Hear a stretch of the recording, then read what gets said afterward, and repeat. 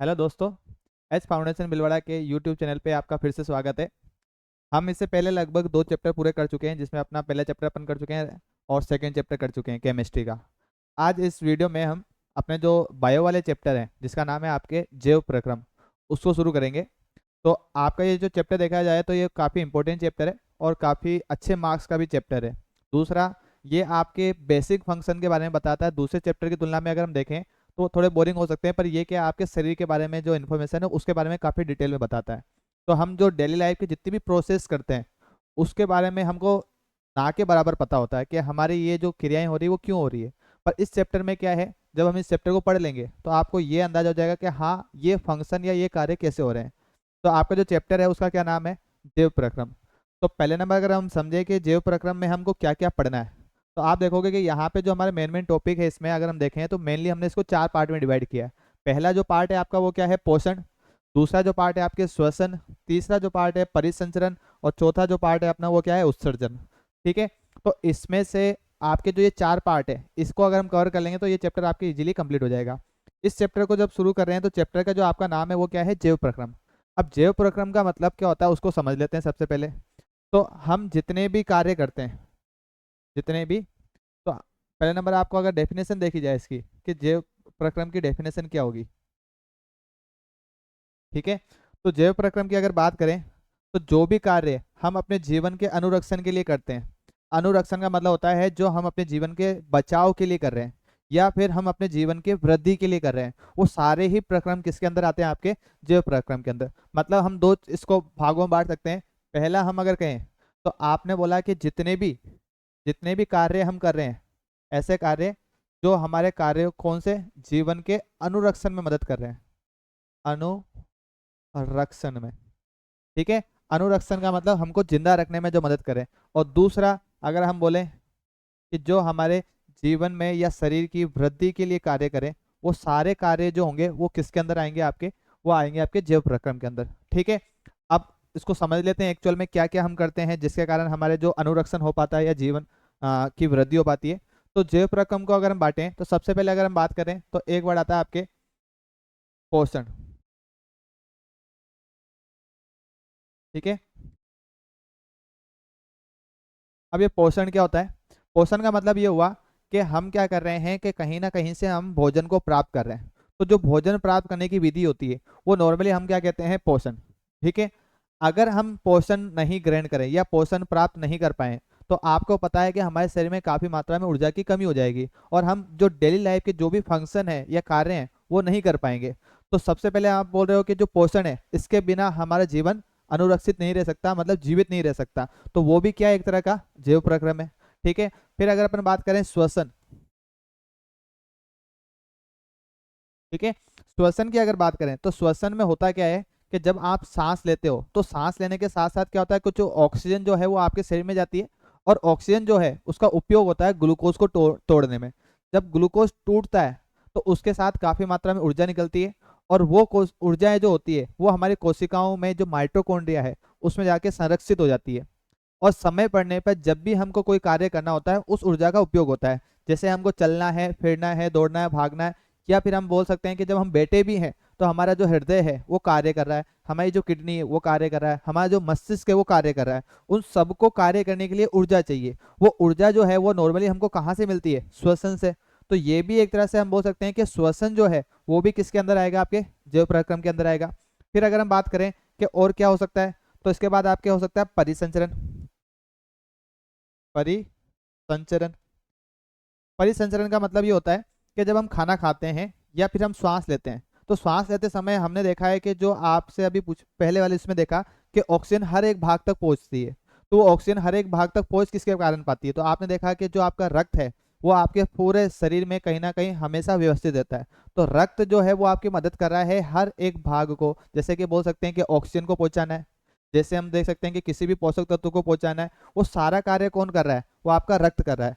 तो जो रक्त है और उससे संबंधित जो भी हमारे तंत्र हैं वो किस में आ रहे हैं, आपके परिसंचरण में। मतलब हम ये कह सकते हैं पोषक तत्वों का और आवश्यक तत्वों का शरीर के अंदर आवागमन होना, एक जगह से दूसरी जगह जाना, वो कहाँ आता है, परिसंचरण में। और परिसंचरण अगर होता रहेगा तो हमारे जहाँ पर भी जिस भाग में जिस पोषक तत्व की आवश्यकता है वो पूर्ण होती रहेगी, और जब तक वो पूरी होती रहेगी इसका मतलब क्या हुआ, हम आसानी से उसका उपयोग कर पाएंगे और हमारे जीवन का अनुरक्षण कर पाएंगे। तो वो भी किसके अंदर आएगा, आपके जैव प्रक्रम के अंदर आएगा।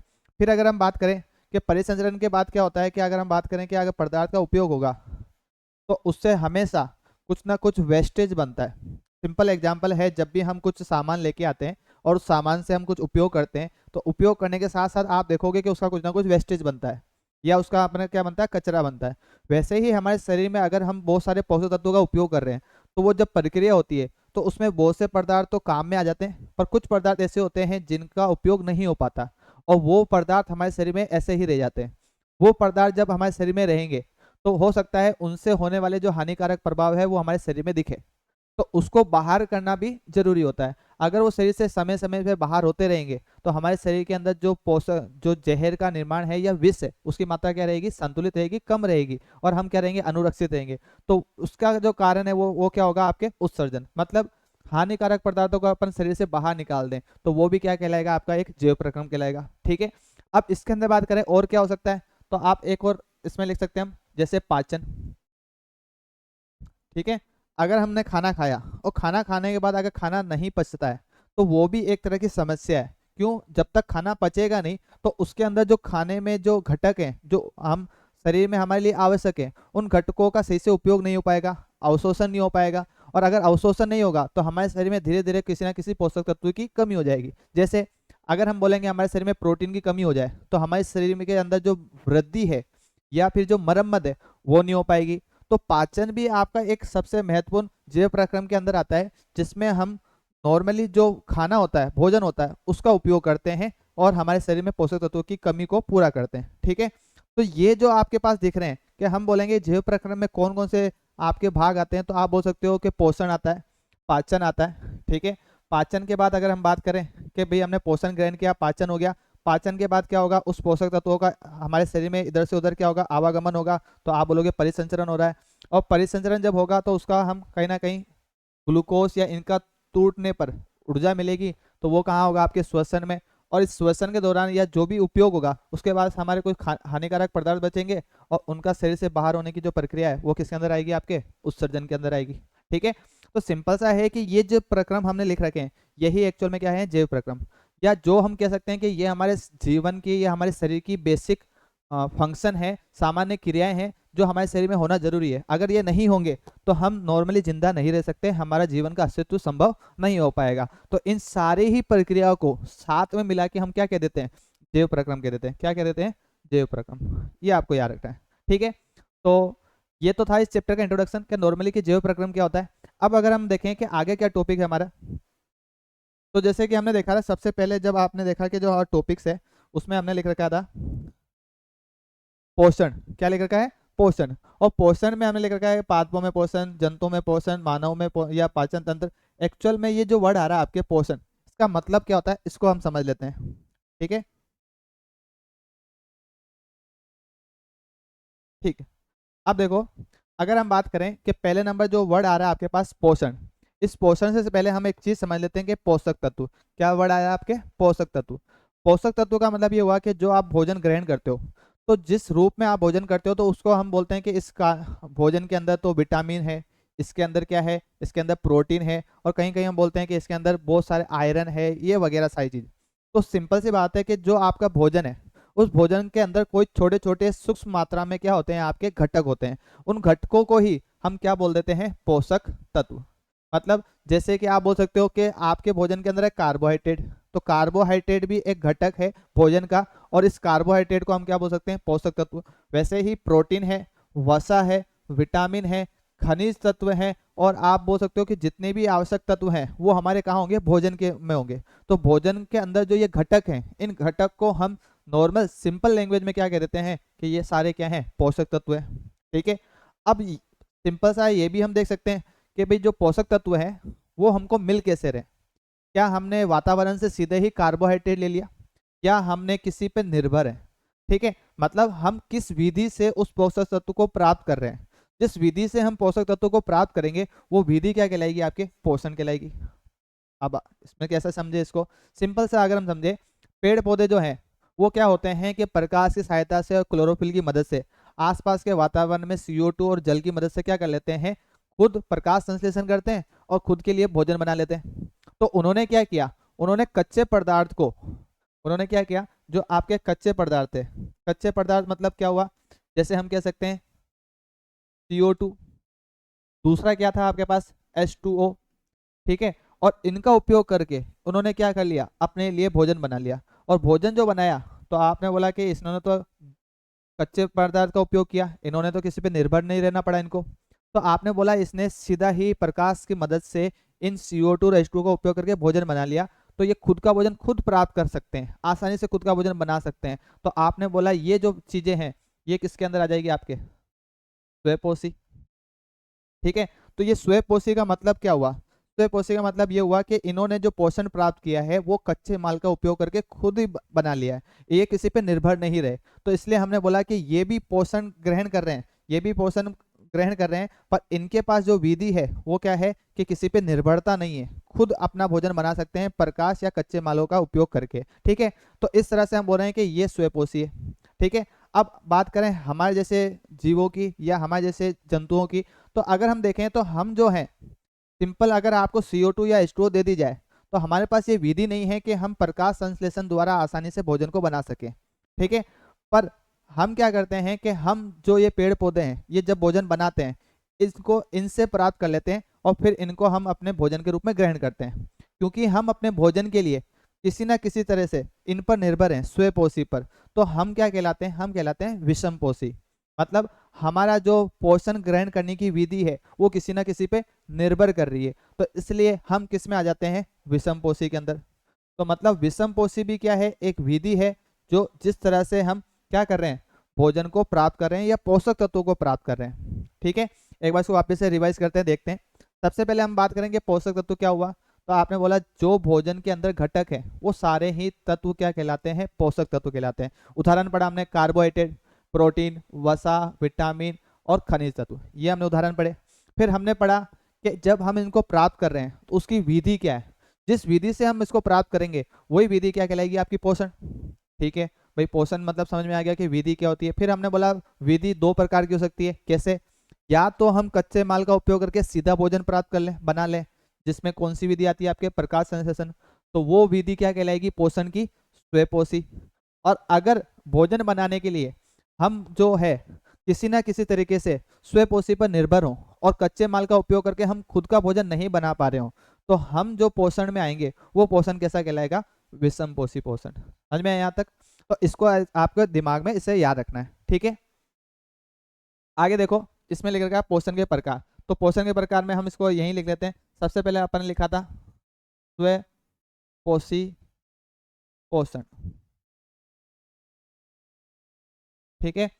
एक तो ये हो गया, ये किस आधार पे बता रहे हैं हम, ये बता रहे हैं कि भोजन किस तरह से या पोषक तत्व किस आधार पे प्राप्त कर रहे हैं। फिर आपने इसमें लिखा था एक विषम पोषी पोषण, विषम पोषी पोषण, इसको देख लेते हैं आगे, यहाँ पे बात करते हैं। यहाँ पे जैसे आपके लिख रखा है पोषण, और पोषण जो है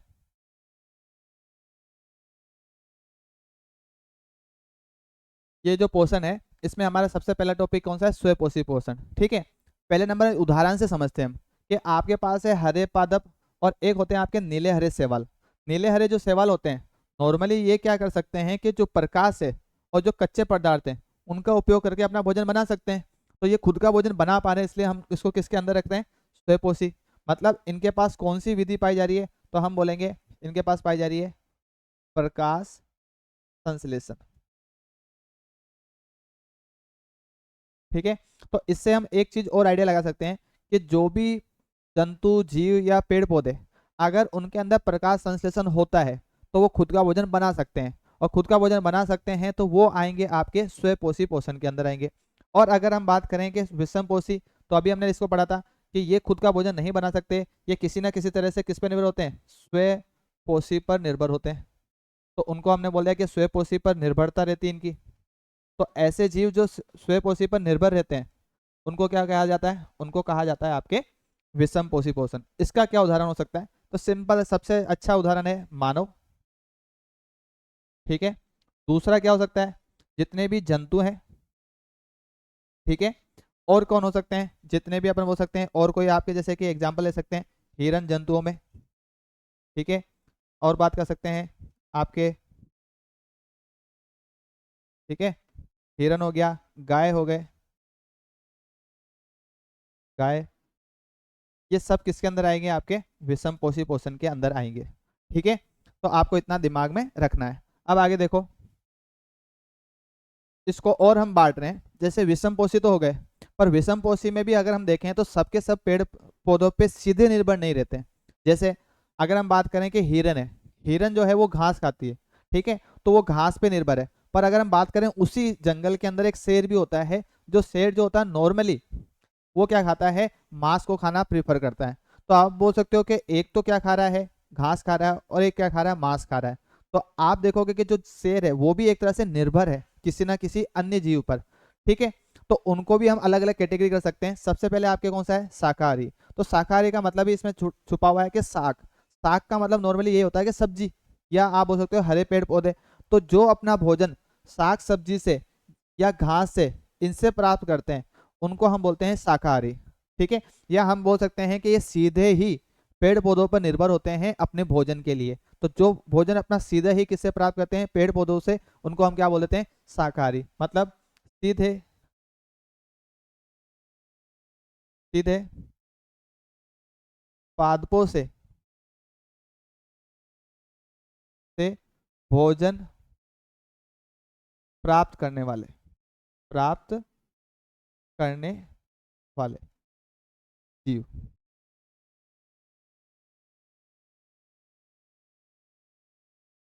प्राप्त करने वाले जीव, ये क्या कहलाएंगे आपके? ये कहलाएंगे आपके शाकाहारी। एग्जाम्पल कौन कौन से हो जाएंगे आपके? एग्जाम्पल अगर हम देखें तो एक तो हो गया आपके हिरन, दूसरा हो गया आपके गाय। और क्या लिख सकते हैं हम शाकाहारी में? तो और हम लिख सकते हैं, आप लिख दो इसमें, भैंस लिख सकते हो, ठीक है। हिरन हो गई, गाय हो गई, भैंस। और क्या लिख सकते हैं?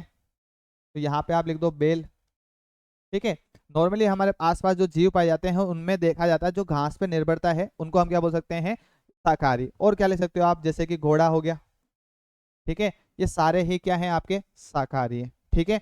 अब अगर देखें मांसाहारी क्या होते हैं? मांसाहारी का मतलब आपको इसमें वही शब्द छिपा हुआ है, जैसे कि लिखा हुआ है मांसाहारी, मतलब मांस को हरने वाले या मांस को खाने वाले। तो जो भी अपना भोजन मांस के द्वारा मांस से प्राप्त करते हैं, चाहे वो जीव, मतलब वो निर्भर किस पे रहेगा? जंतुओं पे निर्भर रहेगा। तो उनको हम किस कैटेगरी में रखते हैं? मांसाहारी के। जैसे सबसे पहले अगर हम बात करें, शेर हो गया, भालू हो गया, और क्या हो गया आपके? चीता, ठीक है। और क्या हो सकता है आपके? भेड़िया। तो ये जो जंतु हैं, ये अपना जो भोजन है ये किससे प्राप्त करते हैं? ये किसी अन्य जीव के जो मांस है उनसे अपना भोजन या पोषण प्राप्त कर रहे हैं। तो हमने इनको एक अलग नाम दे दिया। क्या नाम दे दिया? मांसाहारी, ठीक है। फिर ऐसे भी जीव हैं जो दोनों पे ही निर्भर होते हैं, मतलब इनको अगर घास मिल जाए तो ये घास वगैरह या पेड़ पौधों से भी भोजन प्राप्त कर लेते हैं। इनको जंतुओं का मांस मिल जाए तो जंतुओं का भोजन या मांस से भी अपना ये क्या कर लेते हैं? भोजन प्राप्त कर लेते हैं। तो इस तरह से ये दोनों चीजों को खा सकते हैं। तो ऐसे जीव को हम किस कैटेगरी में रखते हैं? सर्वाहारी, ठीक है। मतलब क्या हुआ? ये घास भी खा रहे हैं, सब्जी भी खा रहे हैं, मांस भी खा रहे हैं, तो इनको हमने बोल दिया सर्वाहारी। मतलब सर्वा का मतलब हो गया दोनों चीज को खाने वाले, सर्व मतलब सभी, तो सबको खाने वाले। अब जैसे इसका एग्जाम्पल है सबसे अच्छा, आपके मनुष्य हम खुद हैं।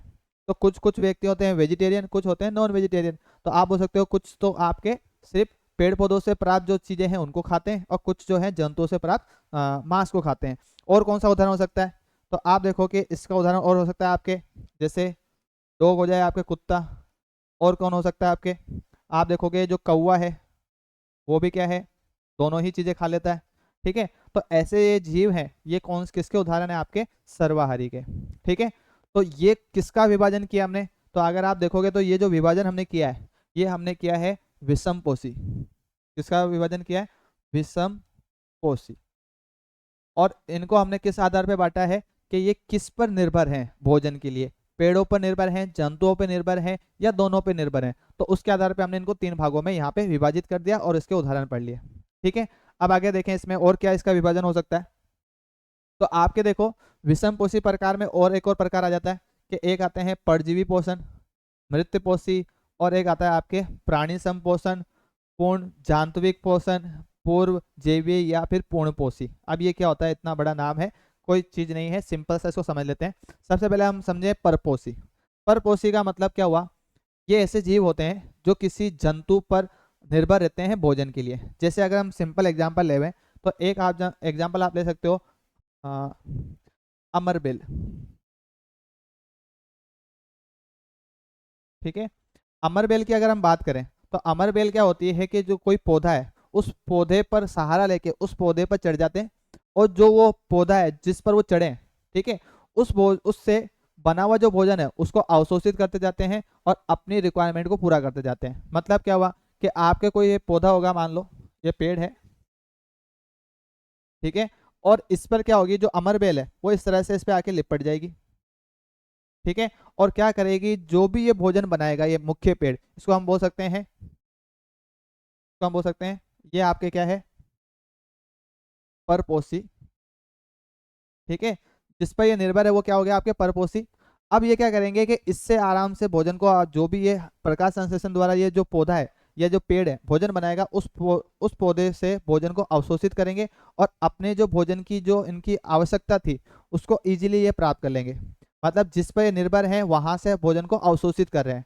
इसका और एग्जाम्पल हम ले सकते हैं, आप देखोगे जू, ठीक है, अगर जूं की बात करें तो ये आपके बालों में या नॉर्मल देखा है कि बालों में पाई जाती है, या जानवर जो होते हैं उनके शरीर पे ये पाई जाती है। क्या करते हैं ये कि जानवरों के शरीर से चिपक जाती है, और चिपकने के बाद क्या होता है कि उनके जो रक्त वाहिनी है, और रक्त वाहिनी में जो रक्त बह रहा है उस रक्त में आपके बहुत सारे पोषक तत्व होते हैं, जैसे कि ग्लूकोज हो गया, प्रोटीन हो गया, वसा हो गया, ये सारी चीज कहाँ प्रेजेंट है, आपके इस रक्त में। ठीक है, ये यहाँ पे क्या आ रहा है, ये जो रक्त है उस रक्त में ये सारी चीजें मौजूद है। यहाँ पे वो क्या होगी, इससे क्या करेगी, चिपक जाएगी, और यहाँ से खून को चूस के या खून के माध्यम से अपने जो पोषक तत्व है उसकी पूर्ति कर लेगी। तो ये भी किस पे निर्भर है, ये जिस जंतु पर बैठी रहेगी उस जंतु से भोजन को प्राप्त करेगी। तो ये भी किस तरह का पोषण कहलाएगा, आपका परजीवी पोषण कहलाएगा। ठीक है, तो ऐसे बहुत सारे एग्जाम्पल आपको याद होने चाहिए, जिसमें सबसे मुख्य कौन सा है, आपके अमरबेल याद रखना है आपको, और दूसरा कौन सा याद रख लो आप, जू का याद रख लो। ठीक है, अब आगे बात करें हम मृतपोषी। मृतपोषी का मतलब क्या होता है, मृत का मतलब अगर हम समझे तो मृत का मतलब क्या हुआ, मरी हुई या मरा हुआ, मरा हुआ या जो जीवित नहीं है, उसका मतलब होता है मृत। और पोषी का मतलब क्या हुआ, पोषण प्राप्त करना। मतलब अगर हम बोले कि ऐसे जीव जो अपना भोजन मृत चीजों से प्राप्त करते हैं उनको हम किस कैटेगरी में रख देते हैं, हम बोल देते हैं मृतपोषी। जैसे अगर आप देखो तो सबसे अच्छा एग्जांपल है आपके मशरूम। ठीक है, नॉर्मल जो हम मशरूम है इसको हम लोकल लैंग्वेज हम कह देते हैं कि जो आपके सांप की छतरी है, इस टाइप से आपकी जो होती है, इस तरह से इसको हम बोल देते हैं कि ये जो आपकी सांप की छतरी है या ये जो आपके मशरूम है, ये भी एक तरह का किस तरह का उदाहरण है, आपके मृतपोषी का। किसका उदाहरण है, आपके मृतपोषी का। जैसे जैसे अगर हम बात करें कि ये कहाँ पर मौजूद होती है, कहाँ मिर्जन, तो नॉर्मली आपने देखा होगा जब बरसात का मौसम आता है तो बरसात होते समय आप देखोगे कि जहाँ पे कहीं कचरा वगैरह है तो कचरे की जगह पर वहां पे आपको, या जो जहाँ गंदगी है वहां पे आपको मशरूम या ये उगती हुई आपको मिल जाएगी। ठीक है, होता क्या है कि हम कोई जैसे जूते लेके आए या कोई हमारे पास जो खराब चीज थी उसको हमने क्या कर दिया, फेंक दिया। तो जो जूते हैं वो नॉर्मली बने होते हैं चमड़े के। किसके बने होते हैं, चमड़े के। तो चमड़े के जूते अगर हमने कहीं फेंके, अब वो क्या होगा कि वो बरसात के समय नमी के संपर्क में आएंगे, पानी के संपर्क में आएंगे, और उनके अंदर जो पोषक तत्व है उन पोषक तत्वों की पहचान कौन कर लेता है, आपके मशरूम। ये मशरूम जो है नॉर्मली होते सूक्ष्म जीव हैं, ये क्या करेंगे उस चमड़े पर क्या करेंगे, आके बैठ जाएंगे, और इसके अंदर जो पोषक तत्व है उसका पाचन शुरू कर देंगे, और पाचन करने के बाद यहीं पे इसी के आसपास क्या करने लग जाएंगे, ये अपनी वृद्धि करना शुरू कर देंगे, और इस तरह से आपको वहां पे ये ग्रोथ करते हुए दिखाई देंगे, या मशरूम के रूप में दिखाई देंगे। तो इन्होंने अपना जो भोजन प्राप्त किया वो किया तो किससे, चमड़े से, पर जो चमड़ा है वो एक्चुअल में मृत रूप में, किस रूप में है, मृत रूप में। तो आप बोल सकते हो कि मृत चीजों से इसने भोजन प्राप्त किया, तो ये क्या कहलाया आपका, मृत पोषी पोषण। समझ में यहाँ तक। तो इसका एग्जाम्पल आपको ये याद रखना है, मशरूम। तो एग्जाम्पल से आपको बहुत सारी चीज़ें क्लियर होनी चाहिए। फिर आगे अपन बात करें प्राणी सम पोषण, या फिर इसको हम सिंपल लैंग्वेज में बोल सकते हैं पूर्ण पोषी। अब पूर्ण पोषी का मतलब क्या है, इसके अंदर जो मुख्यतः की बात करें तो हम आते हैं। पूर्ण पोषी का मतलब ये हुआ कि हम जो भोजन है उसको क्या करते हैं, ग्रहण करते हैं। भोजन को पहले ग्रहण करेंगे और ग्रहण करने के बाद शरीर के अंदर इसका क्या करेंगे, पाचन। पाचन कहाँ हो रहा है, अंदर की ओर। मतलब हमारे पास क्या है, एक तंत्र है जो पाचन करने में मदद कर रहा है, पर वो जो तंत्र है वो कहाँ है, हमारे शरीर के अंदर। तो हम जब भोजन प्राप्त करेंगे या भोजन को ग्रहण करेंगे तो इसका जो पाचन है वो कहाँ करेंगे, अंदर की तरफ करेंगे। तो ऐसे जीव जो भोजन को ग्रहण कर लेते हैं और भोजन को ग्रहण करने के बाद उसका जो पाचन है वो कहाँ करते हैं, शरीर के भीतर करते हैं, तो उनको हम क्या कहते हैं, पूर्ण पोषी पोषण। ठीक है। जबकि आपने अभी जस्ट इससे पहले पढ़ा था मृत पोषी पोषण। ये क्या होते हैं, ये अपना जो भोजन है ये पहले बाहर की तरफ पचा लेते हैं। मतलब ये क्या करेंगे, इनके पास जो पाचक रस है उनको ये मृत चीजों पे डालेंगे। जब वो मृत चीजों पे जब डलेगा या गिरेगा तो वो क्या करेगा, उसमें जो पोषक तत्व है उनका पाचन करेंगे। और जब वहां पाचन हो जाएगा तो ये सूक्ष्म जीव वहां से उसको अवशोषित करते जाएंगे और उससे ग्रहण करने के बाद उसके जो आवश्यक तत्व है उससे अपनी वृद्धि करते जाएंगे और अपने आप की वृद्धि या बोल सकते हैं वो अपना नया रूप ले लेंगे। ठीक है। जबकि हम क्या करते हैं, हम भोजन को पहले ग्रहण करते हैं फिर शरीर के भीतर इसका क्या करते हैं, पाचन करते हैं। मतलब इन दोनों में मुख्य अंतर अगर हम देखें तो ये भोजन जो है वो शरीर के बाहर पचा रहे हैं और फिर अवशोषण कर रहे हैं। हम क्या कर रहे हैं, भोजन को अंदर ग्रहण करके अंदर पाचन कर रहे हैं फिर उसका अवशोषण हो रहा है। ठीक है। तो ये मेन आपको डिफरेंस इसमें पता होना चाहिए। अगर हम इसमें डिफरेंस लिखना चाहें सिंपल सा,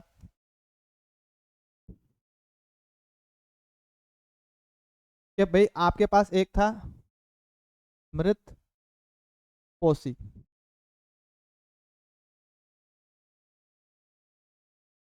और एक आपके पास था पूर्ण पोषी। ठीक है। इसका हमने एग्जाम्पल लिया था, इसका जो एग्जाम्पल था वो क्या था, मशरूम। और इसका जो एग्जाम्पल था वो क्या था, मानव। ये क्या कर रहे हैं, ये भोजन पाचन जो कर रहे हैं वो क्या कर रहे हैं, शरीर के शरीर के बाहर। और ये जो पाचन कर रहे हैं ये क्या कर रहे हैं, शरीर के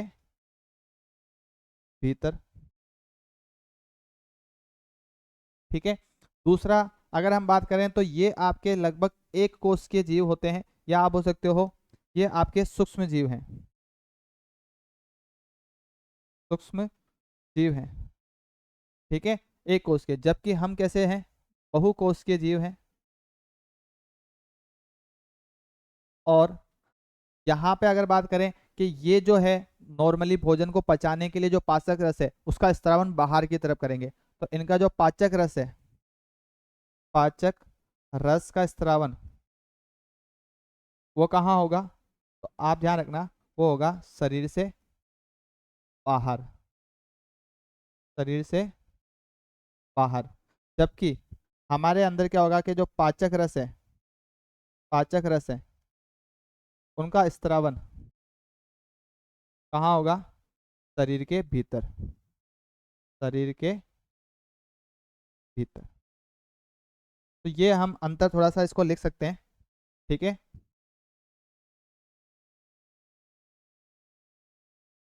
ठीक है। तो ये आपको डिफरेंस पता होना चाहिए नॉर्मली किसके अंदर, एक तो स्वपोषी के मतलब पूर्ण पोषी के अंदर और एक आपके मृत पोषी के अंदर। तो ये हमने जो विभाजन किया ये किसके आधार पे किया हमने, ये हमने विभाजन किया था कि जो भोजन हम प्राप्त कर रहे हैं वो किस तरह से प्राप्त कर रहे हैं और मेथड या विधि क्या है हमारे पास। तो एक तो हमने पढ़ा था शाकाहारी मांसाहारी और एक पढ़ा था सर्वाहारी, मतलब क्या खाते हैं उस आधार पे। और एक हमने विभाजन किया कि किस तरह से भोजन को ग्रहण करते हैं, या तो हम बाहर पचाते हैं, अंदर पचाते हैं, या फिर हम किसी अन्य जीव से भोजन को प्राप्त करते हैं। तो उस तरह से हमने इसको पूरा पढ़ा। ठीक है। तो आज के वीडियो में तो लगभग इतना ही। आने वाले जो टॉपिक है वो हम अगली वाली वीडियो में कवर कर लेंगे। जब तक के लिए धन्यवाद।